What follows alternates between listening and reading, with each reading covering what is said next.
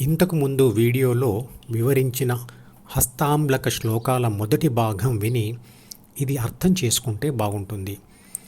ఆ శ్లోక సంపుటి యొక్క లింక్ను ఈ వీడియో డిస్క్రిప్షన్లో ఉంచుతున్నాను, చూడండి.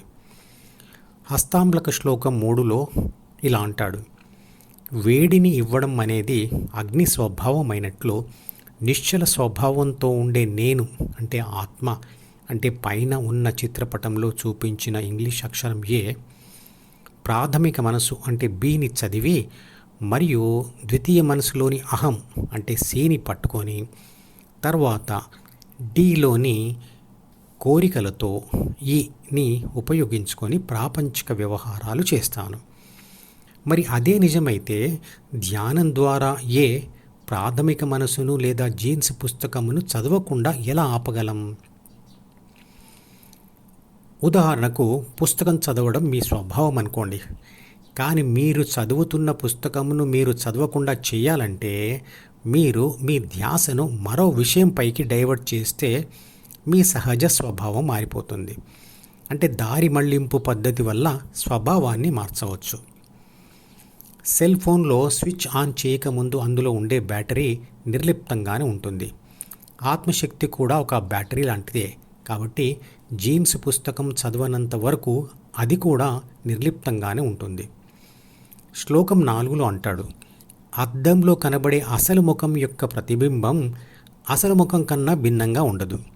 అదేవిధంగా హృదయం అనే అద్దం ద్వారా కనబడుతున్న విశ్వశక్తి యొక్క ప్రతిబింబమే ఆత్మశక్తి. శ్లోకం 5లో అంటాడు: అద్దం తీసివేస్తే ప్రతిబింబం మాయమై నిజమైన ముఖం ఒక్కటి ఎలా మిగిలిపోతుందో అలా హృదయంలో స్థిరపడిన ఆత్మ తాను మాయమై విశ్వశక్తి ఒక్కటే మిగిలిపోతుంది. అంటే ఇక్కడ హృదయం ఒక అద్దంతో పోల్చబడింది. అలాగే నిజమైన ముఖం విశ్వశక్తిగా మరియు అద్దంలో కనబడే దాని ప్రతిబింబం ఆత్మశక్తిగా పోల్చబడ్డాయి. దీని అర్థం ఏమిటి అంటే, ధ్యానం చేస్తూ చేస్తూ ఎవరి ఆత్మ అయితే మనసు బాహ్య ప్రపంచం నుంచి విడిపడి హృదయంలో స్థిరపడుతుందో అది తనను తాను విశ్వశక్తిగా గుర్తిస్తుంది అని.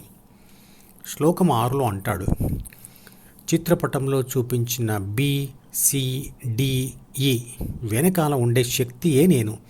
అంటే ఆత్మ ప్రాథమిక మనసు మరియు ద్వితీయ మనసులోని కోరికల ద్వారా జ్ఞానేంద్రియాలను ఉత్తేజపరిచి ప్రాపంచిక అనుభవాలను పొందుతుంది.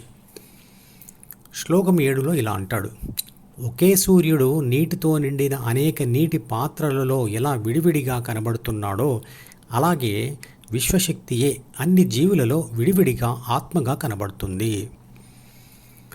ఇక శ్లోకం 8లో అంటాడు: సూర్యుడు వరుసగా ఒకరి తర్వాత మరొకరి కంటికి కనబడడం కాకుండా అందరికీ ఒకేసారి ఎలా కనబడుతున్నాడో అలాగే విశ్వశక్తి అంటే నేను అందరిలో ఒకేసారిగా ఆత్మగా కనబడుతుంటాను. శ్లోకం 9లో అంటాడు: విశ్వశక్తి సూర్యుడికి శక్తినిచ్చింది. శక్తిని పొందిన సూర్యుడి కాంతి విశ్వశక్తి వల్ల సృష్టించబడిన పదార్థం మీద పడి పరావర్తనం చెంది ఆ కిరణాలు శరీరం మీది జ్ఞానేంద్రియాల ద్వారా లోన ఆత్మశక్తికి చేరడం వల్ల ఆ వస్తువు ఆత్మకు కనబడుతుంది. అంటే విశ్వశక్తికి కనబడుతుంది. కానీ వెలుతురే లేకుంటే అది కనబడదు. విశ్వశక్తి వల్లే పదార్థం సృష్టించబడింది. అంటే చూసేది విశ్వశక్తియే మరియు చూడబడుతున్న పదార్థము విశ్వశక్తియే. అందుకు సహాయపడుతున్నది విశ్వశక్తియే. శ్లోకం 10లో అంటాడు: కదులుతున్న నీళ్లలో ఆకాశంలోని ఒకే సూర్యుడు అనేకములుగా కనబడినట్లు విశ్వశక్తి అయిన నేను చంచలంగా ఉండే మామూలు మనుషులకు అనేకమైన ఆత్మలుగా కనపడతాను. శ్లోకం 11లో అంటాడు: మేఘాల వలన మనకు సూర్యకాంతి చేరక సూర్యుడే తన శక్తిని కోల్పోయాడు అని మనం తప్పుగా అనుకున్నట్లుగానే అజ్ఞాని యొక్క ప్రాపంచిక ఆత్మ ద్వితీయ మనసుతో ప్రపంచ అనుభవాలకు అతుక్కుపోయి పరమాత్మను లేదా విశ్వశక్తిని తెలుసుకోలేదు. శ్లోకం 12లో అంటాడు: అన్ని పదార్థములలో ఉంటూ దేనికి అంటుకోకుండా ఉండే విశ్వశక్తిని నేను. ఎలాగైతే ప్రిజం అంటే శుద్ధ స్ఫటికం తన మీద పడిన తెల్లటి సూర్యకాంతిని ఎలా 7 రంగు కిరణాలుగా విభజిస్తుందో అలాగే ద్వితీయ మనసు అనే ప్రిజం మీద పడిన ఆత్మ ధ్యాస 7 రకాల ప్రాపంచిక వ్యవహారాలు చేస్తుంది. అదే 7 రంగుల కిరణాలుగా మార్చడం అంటే. ఆత్మ చేసే 7 పనుల గురించి ఇదివరకు చేసిన వీడియోలలో వివరించాను. అంటే ఆత్మశక్తిని సూర్యకాంతితో, ద్వితీయ మనసును ప్రిజంతో, అలాగే ప్రిజం నుండి బయటకు వచ్చే 7 రంగుల కిరణాలను ఆత్మ చేసే 7 పనులతో పోల్చబడింది. ఆత్మ ప్రిజం లాంటి ద్వితీయ మనసును చదివినప్పుడు అందులోని కోరికలతో చేసే 7 పనులు జరుగుతాయి. ప్రిజం అంటే శుద్ధ స్ఫటికం యొక్క డ్రాయింగ్ కూడా పైన చూపబడింది. అజ్ఞానం వలన ఎలా స్థిరంగా ఉన్న చంద్రుని వెలుతురును నీటి అలలు చంద్రుడే చంచలంగా ఉన్నట్లు భ్రమింపచేస్తాయో అలాగా ద్వితీయ మనసులోని కోరికలు ఆత్మను చంచలంగా మారుస్తాయి.